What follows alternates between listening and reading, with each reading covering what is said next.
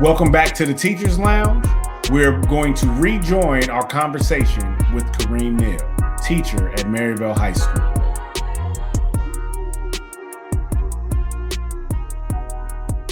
That's the biggest thing. I remember talking to somebody about like culturally responsive teaching and stuff like that, which is it's like kind of a buzzy topic. And I remember saying to people, like, I was like, the most culturally responsive teaching is when you get in there and you get to know the community. Like, I take a field trip every year in Maryville with my son. Every year. There's not 1 year I've been there where I haven't taken a field trip in Maryville, right? And you got to know your actual community, man. I can't just say, oh, I grew up in an all-black neighborhood. I know the black kids in Maryville. Black kids in Phoenix aren't like black kids in New Jersey. You know what I'm saying? So you can't just be like, oh, I'm culturally responsive because I threw up some Frida posters or I threw up some MLK, Malcolm X joints or whatever it is. Like, you got to really know. Like, for me, that's the culturally responsive thing, for me to be like, oh, I know what Maryville's about. Not I know what African American or African American students in Maryville are. I know what Maryville's about, And it's a beautiful community. I'll tell people I'm from Maryville, and depending on what side of town they talk about the horror stories. I'm like, that community was beautiful, and no community is perfect. Every community has its struggles, and some sweep it under the rug, and some don't have the resources to sweep their problems under the rug, but it's a beautiful community with beautiful kids, beautiful people. And I'm glad, man, that you're there pulling that talent out, and I love how you said you take a field trip through Maryville, liquor store on the corner is that. They know me, they know my class. Like, you know what I'm saying? Like, and that's another thing that's cool. Like, imagine one day one of my students is out and about in Maryville, maybe got lost, maybe his parents aren't around, something weird happened. People know them now. They're out there, we're out there. And so that student, they're at Maryville High School. You know what I'm saying? Yeah. And I sincerely hope any other teacher listening to this, if they don't pick up on anything, they pick up on that. Take a field trip through the neighborhood that you're serving, through the community that you're serving. Take a field trip, get to know them. That's a huge piece of cultural competency. Understand them, know them. Don't act like they're walking around with some type of disease and you can't interact with them. Despite the COVID stuff going on, be safe. Just an easy one. We go Peter Piper. We walk around. That's easy. I love it, man. So okay, so we kind of, and I have a guest that we're going to bring on here. You kind of talked about there are some kids that are thriving in this environment, and so I actually talked to a colleague of mine, and she was telling me how her kid in a traditional education setting was struggling, but in this virtual learning online self-paced environment, he's thriving. And so I asked her, so are you going to keep him in this environment, or are you going to send him back to in-school learning? And she didn't know. And I think it's important for parents right now to be paying attention to what works for your kid. And get out of that construct of how it's supposed to be, or your thought of how it's supposed to go, because not every environment is good for everybody.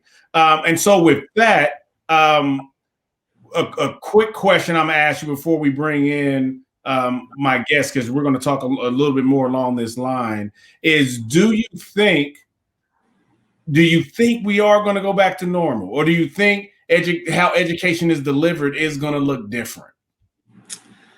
So I think it's going to look different. I mean, I think it'll be close to normal. I think people hear like, oh, it's not going to go back to normal, so they're stressed. So what will the school look like? Well, and so I do think it will look different. And I'm pretty sure I'm not the only person out there saying, man, there's some kids who are thriving this way. So I do have a feeling there will be more districts like Phoenix Union who are saying, oh, there's some kids who could just straight up learn online, right? Like that's their bag. There may be more students who are doing, homeschooling and things like that, because it sounds like a lot of parents are going that route too, because they were like, oh, I'm home anyway, sitting on the computer.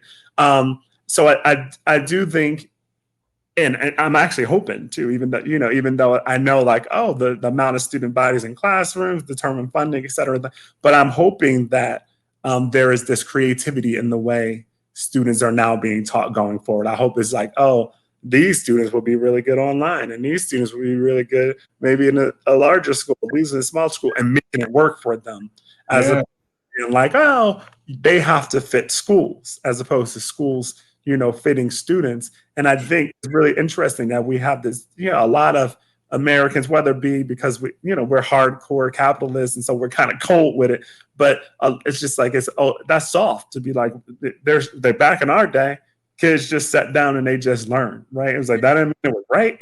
Like, Yeah. back in your day, way less kids went to college. Back in your day, way less, and so hopefully it'll be like, okay, not because we think there'll be another pandemic that wipes out 250,000 people, but perhaps, it's just, man, there's these students who were not doing really well at school, who all of a sudden are doing well in school, and we realize they're higher achievers and they can do more than we realize, right? We need to do something for them. Yeah, I love, again, another note. School, not making students fit the school, but schools that fit students. Man, beautiful. So we're gonna welcome in another guest. She's a parent. Her name is Christina Olson, and we're bringing Christina in. Her daughter is in special education. Her daughter has autism. And I'll let her kind of talk a little bit more about that. But we were having a conversation along these lines about school looking differently. And I think there's some amazing things that she's doing in regards to how she's approaching her own daughter's education. So so literally when we were talking about it, I was like, you know what? Stop talking to me about it. You're gonna have to come on to my show. I was like, I know a special education teacher named Kareem, Neal. I think this would be a good conversation for us to have about education 2.0, and what that could look like. So if everybody can join me and Mr. Neal and welcoming Christina Olson into the Teachers Lounge and into this conversation.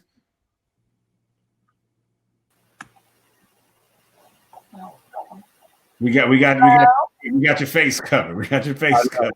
I can't see your face. Slide over to the left. Sit over on the other side. Oh, there we go. There we go. Christina, I'm glad that you were able to join us today. I think you and I started having our conversation about 3 weeks ago, and I paused you.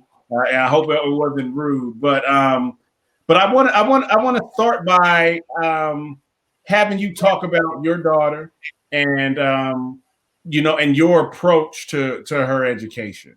Some of the unique things. One thing that really stood out to me was that Christina one approach she takes is her daughter doesn't know what grade that she's in. She just focuses on completion of assignments and completion of the work. And you have a whole rationale and philosophy behind that, which I thought was mind blowing. So I want to kind of turn the floor over to you and just kind of talk about your daughter's education journey and where you all are at today and how you approach it. Yeah, so my daughter is autistic and also gifted, so that means she is twice exceptional. We did the public school method, and we had her in school at 3 years old, tons of intervention, around the clock therapies through DDD. We did the Have Masters program from 3 to 6. And the biggest thing that I learned is you have to expose them. And that's what I learned from my child. I'm not an expert in this field. I'm only an expert with my own child. So, like, if she didn't like something, we did it anyways. And we did it in short intervals. And so we did this with the public school system, and we couldn't get them on board. And we did self-contained classes, and some self-contained classes are beautiful and they work, but every single one that my child was in did not work. She would come home with more marks on her than I sent her to school with. Wow. Like if I sent her to school the way that she was sent home, I would have had CPS called on me, because there are other students in that room melting down, throwing things. They can't get the kids under control. It's not those kids' fault, but it's not my daughter's fault. My daughter is socially, emotionally, like, autism affected her, socially, emotionally. Motor skills, it affected her. There are things that she will never learn, but there are things that she is extremely gifted in. So once I pulled her out, I didn't know what I was doing. And so I just got everything I could and I gave it to her, and we saw where she was good and where she wasn't good. And with doing that and letting her choose her own path of what you're good in and what you're not good in, and me guiding her, you know, we did really well. And then we tried the public school system again in 5th grade, because that's what you're supposed to do. And once again, I pulled her out because it was not the environment for my child. When I put her in, she was almost halfway done with 6th grade, but her age said she had to enter 5th grade. So she went into a 5th grade class, self-contained, because that's what her age dictated. It did not matter her academic accomplishments. So with doing that, we tried it. I pulled her again. So in 5th grade, I pulled her. I got a private teacher to teach her one-on-one. And within 2 months, we got her back up to 6th grade. Once she hit 6th grade, I told her, you have to finish 6th grade. After that, you can choose your education because you exceeded the grade that was your standard for the year. So if she is supposed to be a 6th grader, she needs to at least finish 6th grade. So that was the only guidance we gave her. And with this teacher's help and the freedom that we offered her with multiple different private schools and multiple different teachers, and the fact that I can hire and fire as I choose. I don't have to keep one teacher if it doesn't fit for my kid. I'm not saying that teacher's a bad teacher. It just doesn't fit for my child. And so I'm able to do that. And I'm able to take my kid from school to school until I find the right choice. I don't have to stick with the public school option. So with doing that and finding a teacher that connected with her, and we never had one outburst with this teacher, she accomplished middle school in 1 academic year. So that's 6th, 7th, and 8th grade. She is technically a 7th grader this year, but she is doing high school. So she does not know her academic grade.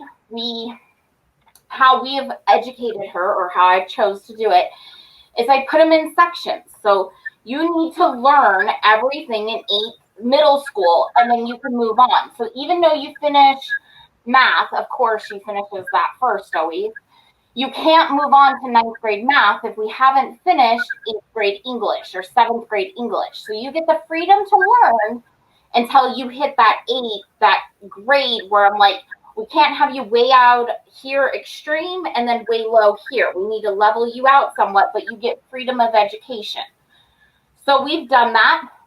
And now she's all high school, but she's very variant. Like, we have English that's 9th grade and doing very well. We have history that's 10th. We have coding that's 11th grade entering next month.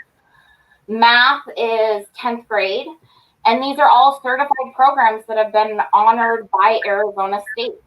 And it's working one-on-one for the most part, because we're trying to teach those social skills so she can enter classrooms and not make children cry, because she has poor social skills and she's really like honest and blunt, and other people's tears are not her problems. So, but you know, one thing, and Kareem, you kind of touched on this about sometimes those kids like they're honest, and dealing and meeting. So, because Christina's a friend of mine, and meeting her daughter and loving her daughter as well, and getting to know her. What I love about her is that she doesn't have a filter, you know, and so she's just honest. And so I'm like, that's actually how we want people to be. So we're sitting here treating her like she has the special, like she has a learning disability, when it really just sounds like she doesn't She doesn't tolerate bullshit, for lack of a better way to describe it. And wouldn't we rather people deal with us that way and really know who we're dealing with? So I just think that's amazing. And so really realizing that for myself started helping me unpack some of this stuff in my own mind. Like, it just means that you see the world differently. We all see the world differently.